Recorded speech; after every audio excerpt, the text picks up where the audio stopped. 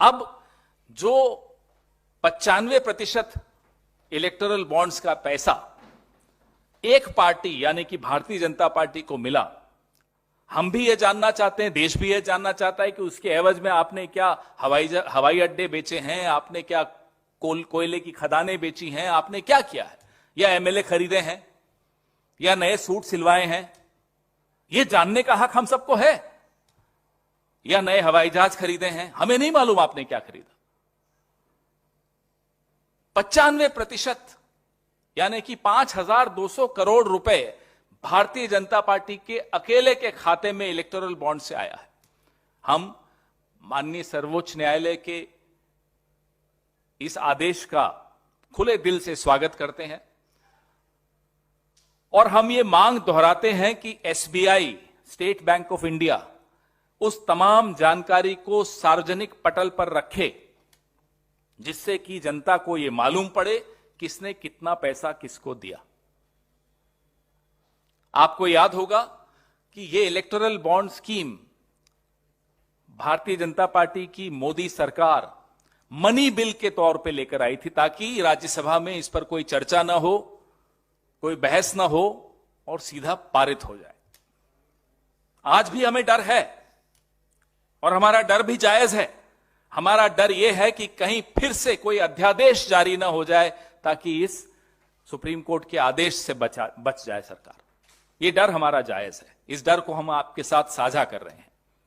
अब जो 95% electoral bonds का पैसा एक पार्टी यानी कि भारतीय जनता पार्टी को मिला, हम भी ये जानना चाहते हैं, देश भी ये जानना चाहता है कि उसके एवज में आपने क्या हवाई अड्डे बेचे हैं, आपने क्या कोयले की खदानें बेची हैं, आपने क्या किया है, या एमएलए खरीदे हैं, या नए सूट सिलवाए हैं। ये जानने का हक हम सबको है। या नए हवाई जहाज खरीदे हैं, हमें नहीं मालूम आपने क्या खरीदा। 95% यानी कि 5,200 करोड़ रुपए भारतीय जनता पार्टी के अकेले के खाते में इलेक्टोरल बॉन्ड से आया है।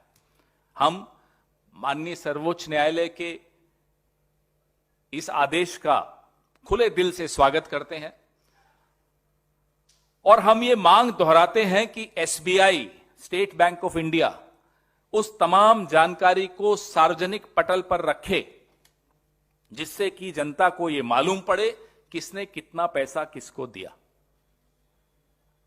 आपको याद होगा कि यह electoral bond scheme Bharatiya Janata party की मोदी सरकार मनी बिल के तौर पे लेकर आई थी ताकि राज्यसभा में इस पर कोई चर्चा ना हो, कोई बहस ना हो और सीधा पारित हो जाए।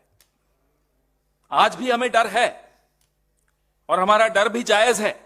हमारा डर यह है कि कहीं फिर से कोई अध्यादेश जारी ना हो जाए ताकि इस सुप्रीम कोर्ट के आदेश से बच जाए सरकार। यह डर हमारा जायज है। इस डर को हम आपके साथ साझा कर रहे हैं।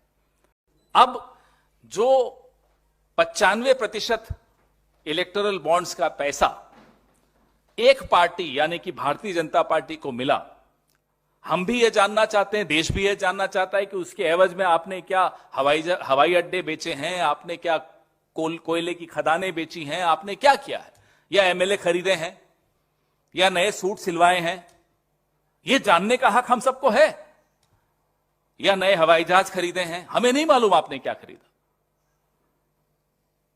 95% यानी कि 5,200 करोड़ रुपए भारतीय जनता पार्टी के अकेले के खाते में इलेक्टोरल बॉन्ड से आया है। हम माननीय सर्वोच्च न्यायालय के इस आदेश का खुले दिल से स्वागत करते हैं